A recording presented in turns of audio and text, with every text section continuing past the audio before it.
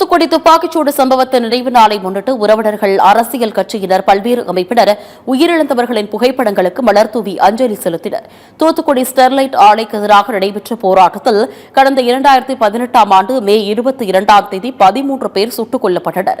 இந்த துப்பாக்கிச்சூடு சம்பவத்தை தொடர்ந்து ஸ்டெர்லைட் ஆலையை தமிழக அரசு மூடி சீல் வைத்தது.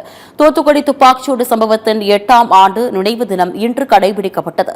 அதையொட்டி தூத்துக்குடி லைன்ஸ் டவுன், மாதா கோவில் வளாகம், திரேஸ்புரம், புதுத்தெரு உள்ளிட்ட பல்வேறு பகுதிகளில் பெரிய பெரிய பிளக்ஸ் பதாகைகள் வைத்து உறவினர்கள், அரசியல் கட்சியினர், பல்வேறு அமைப்பினர் அஞ்சலி செலுத்தினர். மணிமண்டலம் கெட்டணும் என்று இந்த ஆட்சியில் நாங்கள் டிவிக்கு ஆட்சியில் எதிர்பார்க்கிறோம். போலீஸ் துப்பாக்கி சூடு நடக்கும்போது சுட்டவங்களுக்கெல்லாம் ஒரு தகுந்த தண்டனை கொடுக்கவே இல்லை. அது கொடுக்க மாதிரி நாங்கள் கேட்டுக்கிறோம். பச்சை வெள்ளை என்ற போர்வையில் ஸ்டெர்லைட் இங்கு வரவே கூடாது. அவர்கள் ஸ்டெர்லைட் இங்கிருந்து வெளியேற்றப்பட வேண்டும்.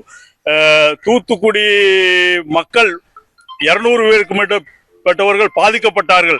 அவர்களுக்கு இழப்பீடு வழங்க வேண்டும். இந்த தாவேக அரசை நாங்கள் எதிர்பார்க்கிறோம். வந்திருக்கும் முதலமைச்சர் விஜய் அவர்கள் இந்த ஸ்டெர்லைட்டை நிரந்தரமாக மூடி அந்த துப்பாக்கி சூடில் சம்பந்தப்பட்ட அனைவரையும் செகிரிஸ் ஆணைப்படி அவர்களை அனைவரையும் கைது பண்ணி சிறையில் அடைக்க வேண்டும்.